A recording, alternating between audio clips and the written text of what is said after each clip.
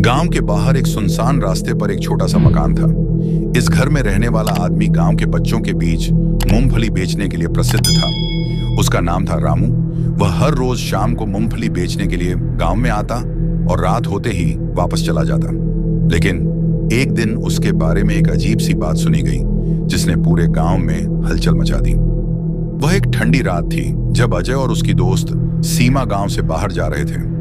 सीमा ने अजय से कहा, कभी सोचा है ये मूंगफली बेचने वाला रामू कैसे इतना देर रात तक मूंगफली बेचता है और यह कभी घर क्यों नहीं जाता? अजय मुस्कुराया और बोला, तुम हमेशा अजीब बातें सोचती हो। वह बस काम के सिलसिले में देर रात तक रहता है। लेकिन सीमा की जिज्ञासा शांत नहीं हुई। वह चाहती थी कि इस रहस्यमय आदमी के बारे में कुछ और पता चले। जैसे ही वे दोनों उस रास्ते से गुजरने लगे, उन्हें एक बूढ़ा आदमी मूंगफली बेचते हुए दिखाई दिया। वह रामू ही था। उसकी आंखों में कुछ ऐसा था जो बहुत अजीब था।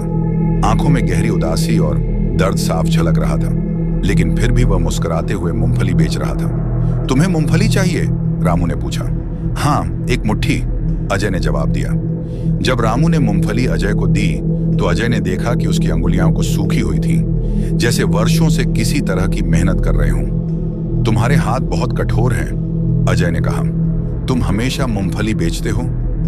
रामू हल्की सी मुस्कान के साथ बोला, हाँ, यही मेरी तकदीर है। अब और नहीं कहो, रात बहुत हो गई है। उसकी आवाज में कुछ ऐसा था जो अजय को असहज कर गया।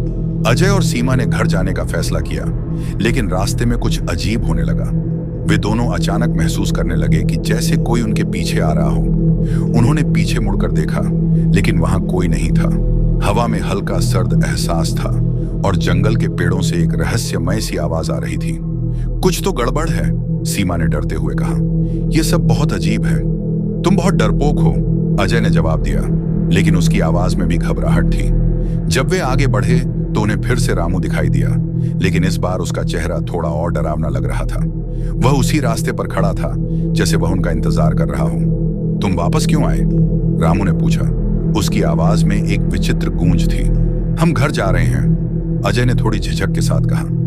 रामू की आंखों में एक अजीब सी चमक थी, जैसे वह कुछ छुपा रहा हो। फिर उसने एक हंसी सुनाई जो कहीं दूर तक गूंजती रही। अगली सुबह गांव में अफवाहें फैल गईं कि रामू ने पिछले कुछ दिनों में कुछ अनहोनी घटनाओं को जन्म दिया है। कुछ लोगों का कहना था कि रामू मृत था, लेकिन उसके बाद भी उसकी आत्मा गांव में घूमती रहती है। अजय और सीमा ने भी अपनी आंखों से कुछ अजीब देखा था, लेकिन वे इसे समझ नहीं पा रहे थे। एक दिन अजय और सीमा ने तय किया कि वे रामू के घर जाएंगे और उसकी सच्चाई का पता लगाएंगे। रामू का घर काफी पुराना था और उसके भीतर एक गहरी चुप्पी थी। जैसे ही वे अंदर पहुंचे, वे दोनों हैरान रह गए। घर में दीवारों पर खून के धब्बे थे और चारों ओर एक अजीब सी खतरनाक हवा चल रही थी। वहीं रामू की तस्वीर लटकी हुई थी, लेकिन वह तस्वीर बिल्कुल अलग थी। उसमें रामू का चेहरा भयावह और विकृत था। अचानक घर में एक ठंडी और घनी आवाज सुनाई दी, तुमने यहां आने का निर्णय लिया, अब वापस जाओ। अजय और सीमा डर के मारे भागते हुए घर से बाहर निकल गए। बाहर आते ही उन्हें पता चला कि रामू का असली नाम रामू नहीं था, बल्कि वह एक आत्मा था जो सालों पहले एक भूतिया घटना का शिकार हो चुका था।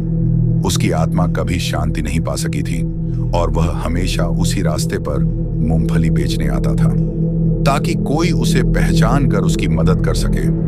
उस दिन के बाद गांव के लोग रामू की सच्चाई जान गए। अब कोई भी रात को उस रास्ते से नहीं गुजरता था और मूंगफली बेचने वाला रामू अपनी आत्मा के साथ वहीं बसा रहा। लोग कहते हैं कि अब भी रात को जब हवा में एक अजीब सी सर्दी घुलती है तो रामू का चेहरा अंधेरे में चमकता हुआ दिखाई देता है और वह मूंगफली बेचने की आवाज सुनाई देती है।